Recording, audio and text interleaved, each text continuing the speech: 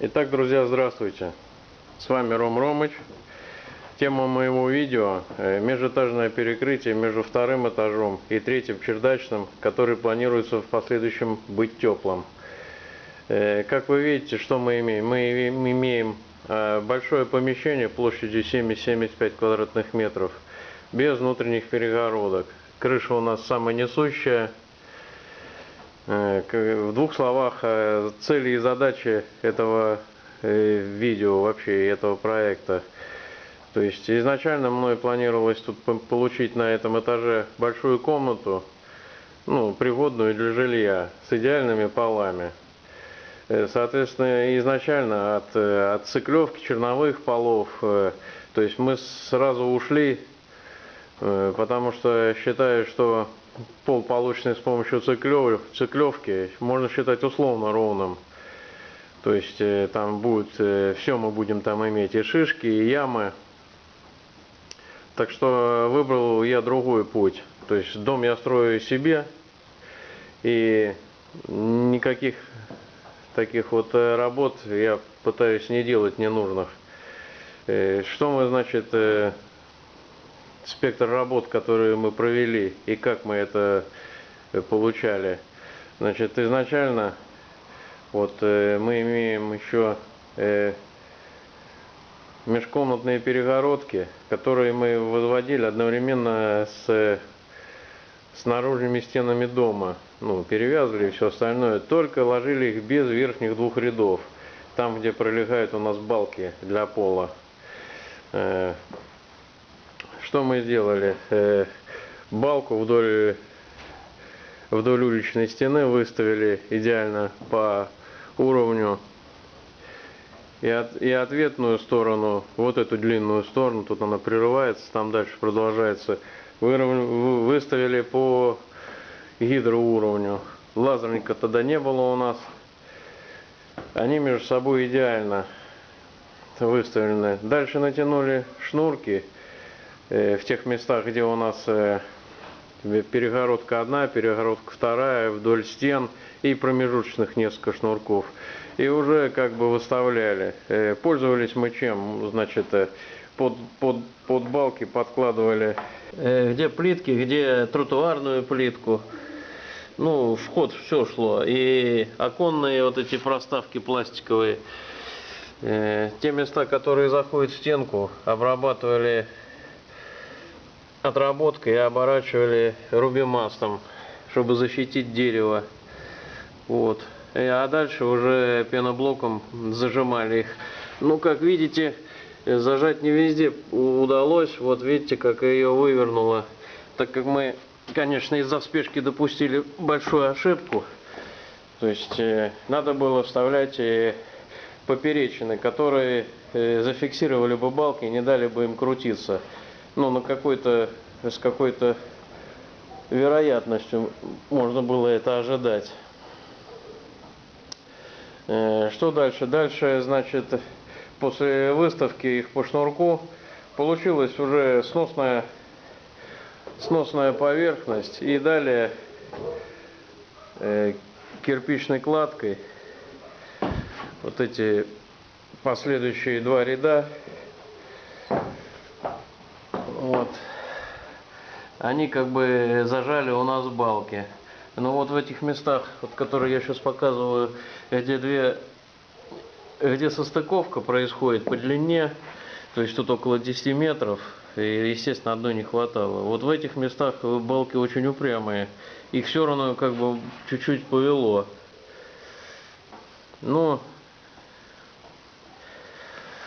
Вот так. Значит, что мы имеем? Для последующего покрытия у меня имеется 40-я доска 40 на 150. Я ее прогнал через рейсмус за 2-3 прохода. При первом проходе я получал одну поверхность уже, и уже при последующих я использовал уже полученную поверхность, чтобы получить идеальный размер. Где-то тут 2,7 куба. 2 дня, наверное, я прогонял их через рейсмус.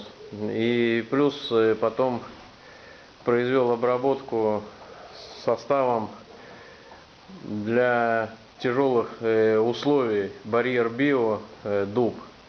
То есть покрыл толстым слоем, ну очень качественно, одним словом. Надеюсь, что они послужат мне. Как я планирую подравнивать эти балки? То есть прошло почти 3 года, как они тут лежат уже. И вы видели, я вам показывал, как вот их повывернуло многие. Значит, с помощью обычного рубанка ручного и уровня 2,5 метра я буду выискивать места, в которых появились шишки, и просто простругивать их. За точку отсчета берем вот этот брус, он у нас закреплен наглухо к перегородке. И с него как бы все измерения проводим. Сначала его я оценил вдоль, то есть вдоль по уровню, нет ли на нем изъянов. Ну, все нормально, так как он прикручен наглухо, он не провис, не вспятился. И далее от него ползем в сторону, выискивая вот эти бугры и состругиваю. Уровень алюминиевый, он нам отлично рисует все места, где надо поправлять. Вот, эту сторону я уже постругал. А в общей сложности вот на эту половину 1,5-2 дня у меня ушло, я ползал, выискивал. Так. Эта сторона, тут тоже есть брус, но он прикручен у нас для того, чтобы обрешетку снизу крутить, он у нас наверх не выходит. Вот так. Значит, балки я обработал, долго думал, и обработал их все-таки отработанным маслом, минеральным, взятым с легкового автомобиля. Видите, они черненькие. То есть с грузового вам не рекомендую, потому что там очень ядреная получается отработка. А с легкового я считаю допустимо, так как это изделие, оно со всех сторон обернется пленками, утеплителями, обрешетками, контррейками, и больше мы их никогда не увидим. И чтобы не допустить гниения и всяких там насекомых, я их решил все-таки обработать отработкой. Вот. И, значит, что еще? Что еще? Вот вы видите. К трубе мы балки не прикручивали. Тут такой у нас крепеж не без касания трубы. Крайние балки по длинной стороне, они у нас, вот как вы видите, к стенам не прикасаются. Мы там обеспечили вентиляционный зазор где-то 5 сантимов, чтобы дерево дышало и не гнило. Обычным ручным рубанком, вот у меня их два, один выставлен под малый съем дерева, когда надо чуть-чуть постругать, а второй выставлен, когда чуть-чуть покрупнее, надо побольше снять. Вот. Ту половину я уже всю как бы подогнал, вот остается вот этот кусочек маленький. Что мы делаем? Что очень важно, то есть выявлять неровности стоит лишь стоя на перегородках, так как если вы станете сюда на доски, то, соответственно, балка уйдет вниз и ничего вы точно не узнаете. Вот только стоя здесь. И еще, данный способ регулировки, подгонки под идеальную плоскость полов, он возможен лишь в одном случае, если вы изначально, укладывая балки, пользовались измерительным инструментом, лазерным уровнем, гидроуровнем. Если это делали строители, то, как правило, строители об этом не заботятся и делают пол черновым. То есть с ним потом очень много проблем, и, возможно, у вас это не получится. Я же все делал изначально продумывая, поэтому считаю, что у меня это будет минимум работы. Вот мы стоя здесь кладем, видим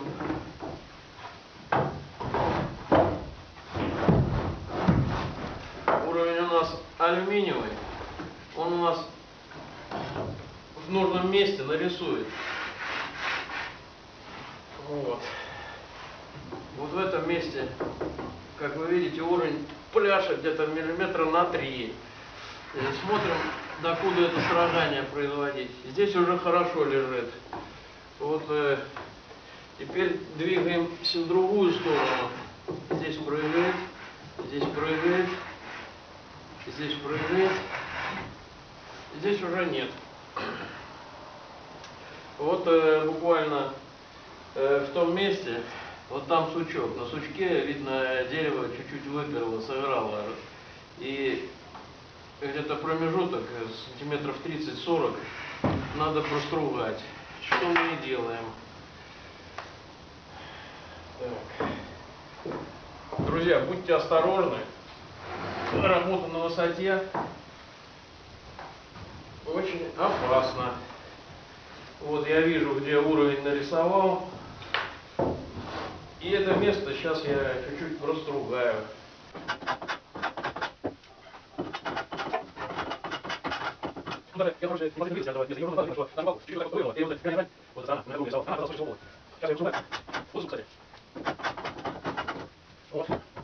Теперь ухожу на перегородку и проверяю. Так, там теперь не прыгает, прыгает вот это упрямое место, где две балки стыкуются. Вот видите, на них. И точно так же уровень у меня рисует. Балки завалились в ту же сторону. Вот. Ну тут немножко, тут 1 миллиметр. На самом деле это можно и оставить. Миллиметр на полах не будет виден. Даже производители ламината и паркетной доски допускают колебания в 2 метрах на 2 миллиметра. Вот. Вот промежуток от сантиметров 50 надо строгать.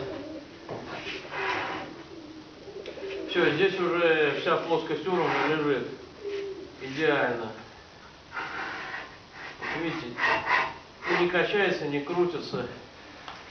Соответственно, так как качание тут небольшое было, пользуюсь рубанком, который выставлен на небольшой съем.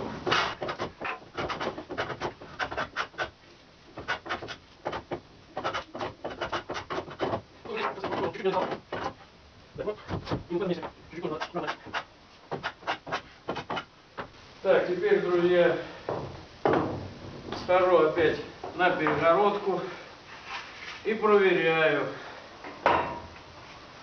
Вот вы видите, в этом месте уже хорошо. Здесь тоже. Протаскиваю уровень дальше туда. И смотрю, вот буквально, ну может где-то просвет там миллиметр. Это не в счет. Вот на этом месте еще чуть-чуть играет. Вот я рисую, где он надо поправить.